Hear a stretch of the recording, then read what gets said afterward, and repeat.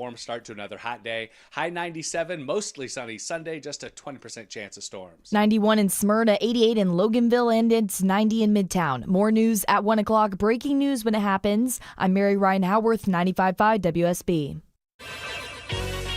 Ladies and gentlemen, we're back. The show is called Car Guys. 448-720-0750, 1-800-WSB Talk. Everyone hold on. Kevin, really quickly, you were talking about hybrids going into the break. The question was, what's the difference between hybrids and BEV? Well, BEV is battery electric vehicle, and that's a full electric vehicle that only has electric motors and no engines. Gotcha. And that battery technology is changing at breakneck speed.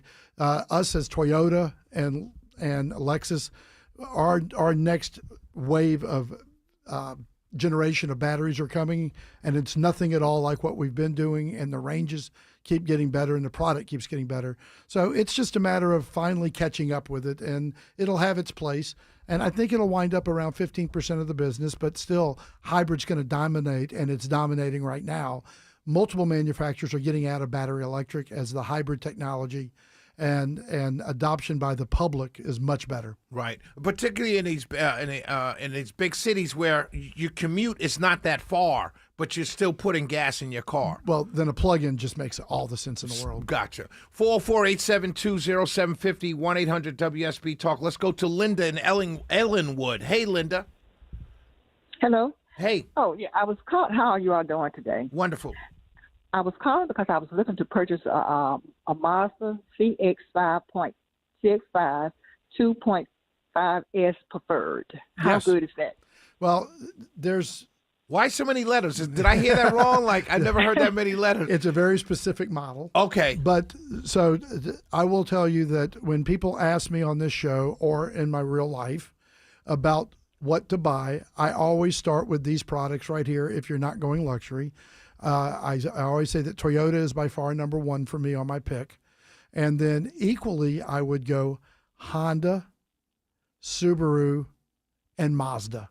Those are the 4 or 5 brands that I think that if there's a way to buy, people should. And then everything else would be a second tier from there or a third tier. But those brands are definitely a next level brands. So you're saying So that if you want a Mazda, great car. Okay, but that's what I would purchase because I have a 2013 Dodge Journey, but Dodge don't work on them anymore. So Well, some Dodge stores will. You just have to go to the right one. If you need to get it worked on, what part of town do you live in? Ellenwood. Okay, and so you're saying that Landmark quit working on that? They have. Okay. You give Jody Cruz a call up at Palmer Dodge up in Roswell and see if he'll still work on it. Okay. Linda, Okay. if you don't remember that, go to email Kevin at carguys at WSBradio.com, and he'll remind you about Jody Cruz and Palmer Dodge if you forget. Okay, well, I will purchase my Mazda. Thank you very much. All right, bye-bye. Let's go to Dan in Cumming. Go ahead, Dan. Yeah, hey guys, thank you very much for doing the show. Really appreciate it. I've got two things. First, I've got a 2014 F-150. It's a nice Raptor edition. The back window leaks. I think the seal around it is basically dried up. And I can't get anybody to be interested in working on it without actually replacing the entire window, which the dealers are asking about $3,000 for. Yep. So that's number one. I'm looking for a solution there. And then number two, maybe you could give us all an education on branded titles. Just run. I think that'd be helpful. Run from them. First of all, wait, Dan, can you say that? Did you say blended? Branded titles. Branded titles. We did a show on that. What does that back mean? a couple of years ago. So it's a title becomes branded for multiple reasons, but it's usually, it can be a lemon law title, or the number one reason why you've got branded is it could be a rebuilt vehicle. Where one has been declared a total, and then some shop buys it, some body shop, they buy it, they put it back together, and they sell it. But listen, that car probably took its hit already, did its job. I remember that show. They're worth a fraction of what the car is actually worth. People don't know what to pay for them. Some banks won't even finance them. Some insurance companies won't insure them. So what's the purpose of the brand on the title? Is it a buyback or is it a rebuild? Yeah, the one that we looked at, they said it was a lemon from California. Okay, and what is the lemon law on that? And so we did a whole show on this. Here's the problem with lemon law is they could buy the car back because it's got an amplifier problem, but it could have had 3 other problems at the same time they couldn't fix. So they've been told by attorneys and told correctly, when you go after a lemon law, pick one thing that's going to win and stay on that one thing. Gotcha. So you never know. But they come with great warranties. But when you go to sell it or trade it, the value of that lemon law buyback is fractional to a regular car. Yep, good to know. Thank you. Now, on the 14 F-150 window, you're right. You should not replace the entire window assembly. I would get on the phone and I would call an aftermarket shops until you found someone willing to do the tedious labor of resealing it. But the factory foam gasket holding that glass does degrade over time, and it causes water to like pool behind the seats, and I'm guessing that's what you're getting. If your glass isn't cracked or the power slider track is unbroken, the window just needs to be removed, cleaned, and rebed it with the proper sealant. And you'll find an aftermarket shop to do that. What's is that an independent shop? Yes. Okay, independent shop. Yeah. Okay. But who he's calling wants to get paid. It's easier just to do a whole assembly. Right. Charge $3,000 and get paid on it because people don't know any better. Right. Great call, Dan. Yep, thank you. Thank you. Let's go to Jim in Flowery Branch. Hey, Jim.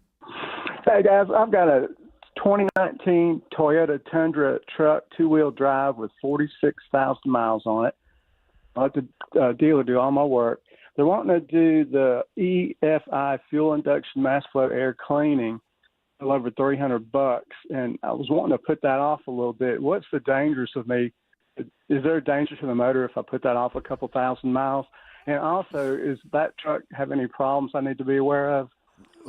No, it really doesn't. That's a bulletproof Tundra right there. Great engine. Love that Tundra. The factory guide on that says that you don't have to do an official scheduled maintenance on the MAF sensor. Okay? Okay. It doesn't mean that you don't want to do your flushes. Listen, I tell people 30,000 miles, spend the money, get everything done. Yeah, So- I had the brake fluid change too. Yeah. At 30,000. Yeah. Yeah. 30,000 miles is a massive service if you do it right. And I recommend cleaning the MAF sensor, which is just pulling it and cleaning it and getting everything done right. So at 30K, you should not miss anything ever. Okay. All right. Thanks, guys. Thank you. Let's go to Chaz in Loliska. Chaz? Waleska. Waleska. Kevin, Shelley. Yes. Yeah, it's Waleska. Oh, what's you your hear me? question? Yes, we can hear you, Chaz. Well, I recently purchased a 26 Corvette, and there seems to be a lot of different opinions as to when to take your first oil change. Now, I understand normally when I bought new cars, it was like 500 miles, get your first oil change. But I believe General Motors is suggesting 7,000. If Kevin could correct me if I'm wrong on that or what his opinion is on that. Okay. So a lot of people want to do an unscheduled 500-mile oil change to flush out.